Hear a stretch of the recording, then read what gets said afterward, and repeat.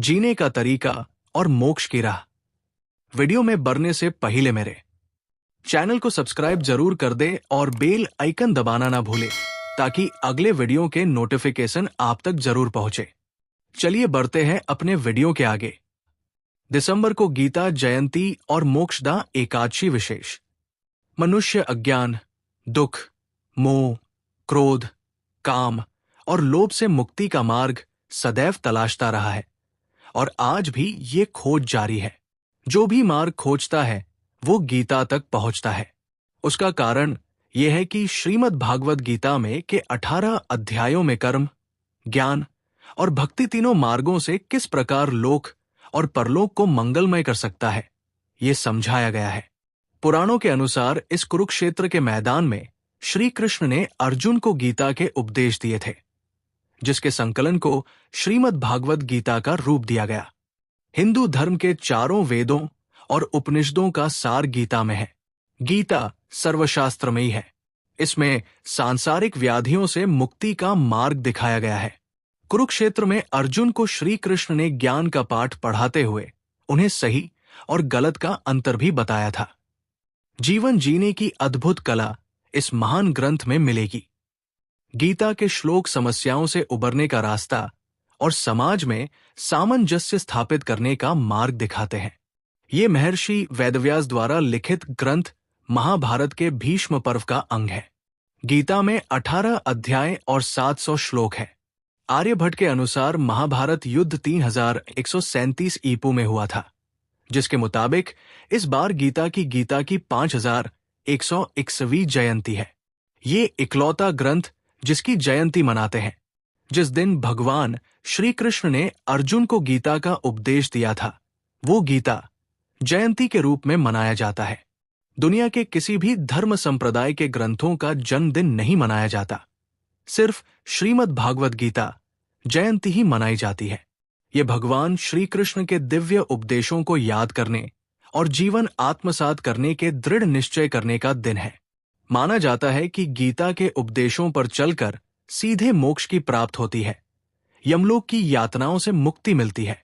ये दिन मोक्षदा एकादशी के रूप में भी मनाया जाता है, जो विशेष मुक्त प्राप्ति का दिन माना जाता है।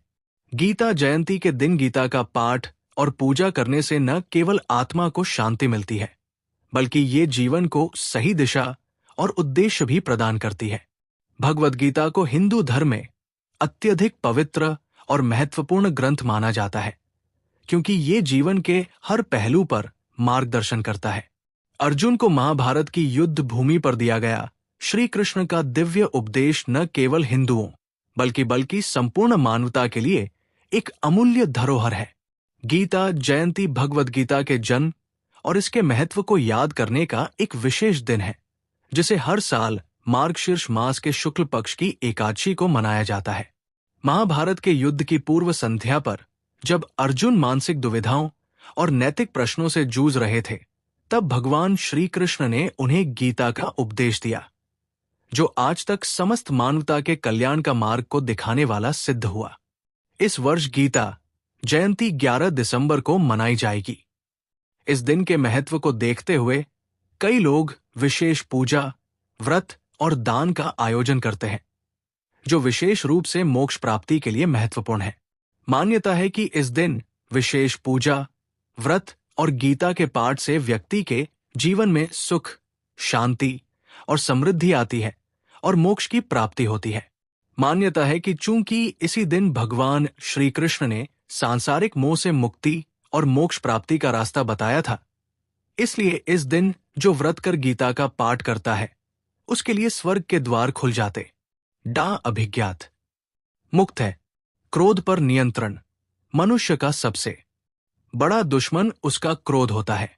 क्रोध में मनुष्य की बुद्धि काम करना बंद कर देती है और वो ये समझ ही नहीं पाता कि वो क्या कर रहा है और वो खुद की हानि कर लेता है। इसलिए अपने क्रोध पर नियंत्रण रखें। मन पर नियंत्रण। पृथ्वी पर मन की गति सबसे तेज होती है, इसलिए हर व्यक्ति को अपने मन को नियंत्रण में रखना बहुत आवश्यक है। बच्चों को भी ये सिखाना बहुत जरूरी है। कर्म करें, फल की इच्छा छोड़े, हर मनुष्य को कर्म करना चाहिए, फल की इच्छा नहीं करनी चाहिए। जैसा कर्म होगा ईश्वर उसके अनुरूप ही फल देंगे।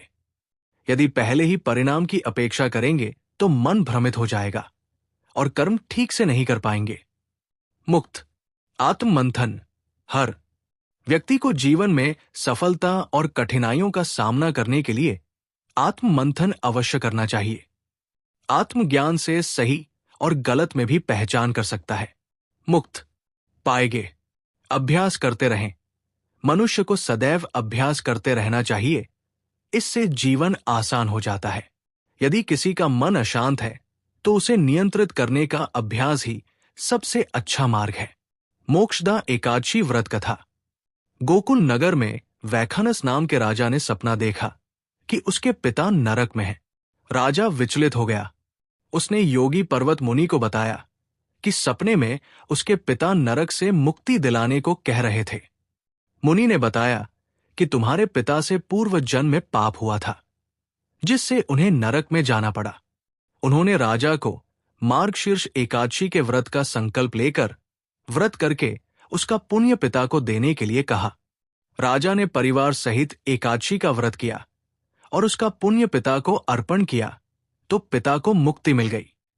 आज का मेरा ये वीडियो यही तक है। कृपया मेरे चैनल मिथिलेश ज्ञान डिजिटल को सब्सक्राइब जरूर कर दे और बेल आइकन दबाना ना भूले, ताकि अगले वीडियो के नोटिफिकेशन आप तक जरूर पहुंचे।